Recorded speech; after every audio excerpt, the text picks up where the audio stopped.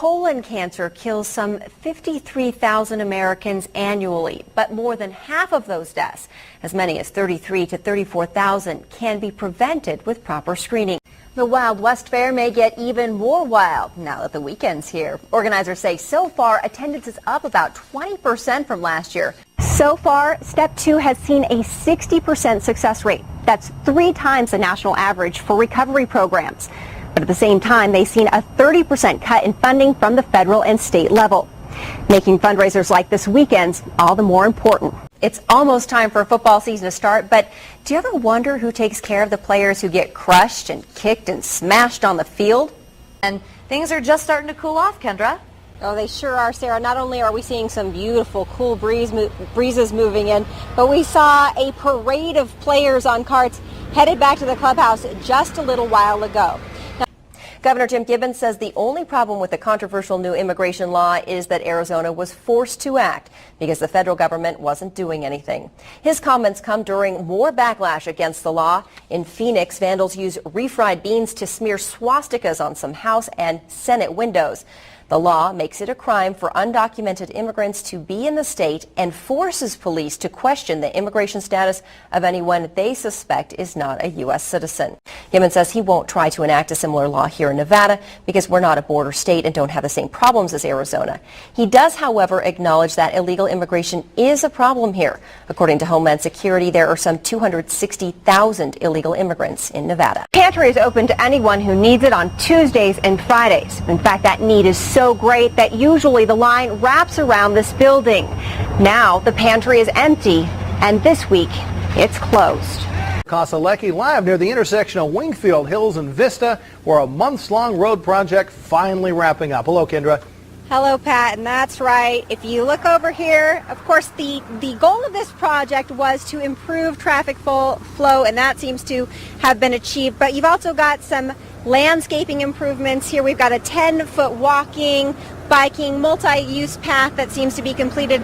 And then over here at the Wingfield Hills intersection, a new traffic signal.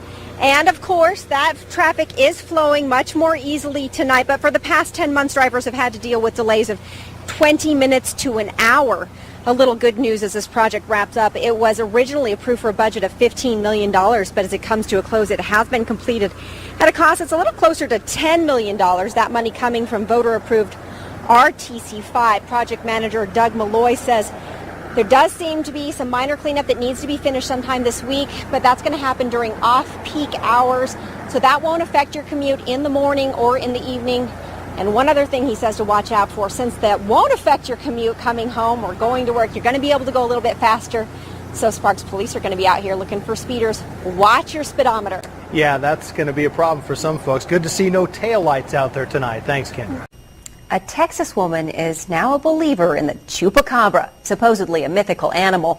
She believes she was attacked by one, and she's getting rabies shots. Crystal Hall talked with her.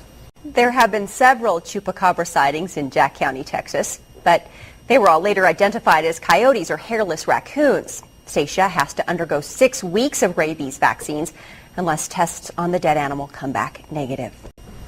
I think it certainly had rabies. Whatever it did not look healthy. That's right. You're right. I don't know about a chupacabra. I thought they stood on their back legs and were, you know. I don't even think they exist. I just think they're messed up You don't foxes believe in or dogs. chupacabras? You don't believe in them, Josh? Haven't seen any up here. All right, well, suit yourself. Seeing is believing. Josh Little joining us now with a look at sports. Oh, they sure are, Sarah. Not only are we seeing some beautiful, cool breezes moving in, but we saw a parade of players on carts headed back to the clubhouse just a little while ago. Now, the RTO is about 3 weeks earlier this year than it had been in the past, and officials say because of that, it won't compete with any PGA events here in the U.S., meaning that more players will come here, and organizers say that means a greater need for local volunteers to come on down and help out. Well, they might be driving players around. They might be holding up tee signs on the tee. They might be shuttling players back and forth. They might be, believe me, we can find things for them to do out here.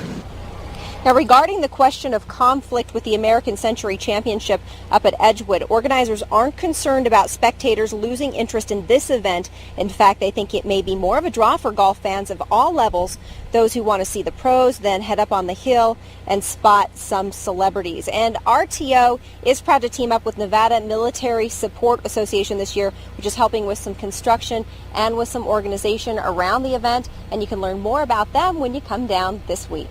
All right. Thanks, Kendra. Sarah, that is a very good question, you see, because at the end of the week, while each of these vendors is going to end up with something, well, very different from one another, they're all going to start with something that is the same. A piece of meat that comes from a company that's actually right around the corner from us over there in East Reno, a little company called Sierra Meat and Seafood, and they're really bringing it this week. And ribs are, of course, a favorite, but it's one of the less exotic meats that this company provides. If you look inside their catalog, you're also going to find things like alligator, kangaroo, and, turtle. But here in South Lake Tahoe, there is hidden poverty. You won't find a homeless shelter. We must have at least 15 people that come to the office regularly, and they're sleeping in the woods. Beverly Sass has heard the stories firsthand. She works at St. Teresa Catholic Church, one of several local organizations working together to help those who have fallen on hard times. I've had grown men come into my office and sobbing because they've lost their jobs and can't afford to feed their families. It's everywhere, and including South Lake Tahoe. The pantry is open to anyone who needs it on Tuesdays and Fridays. In fact, that need is so great that usually the line wraps around this building. Now the pantry is empty, and this week it's closed.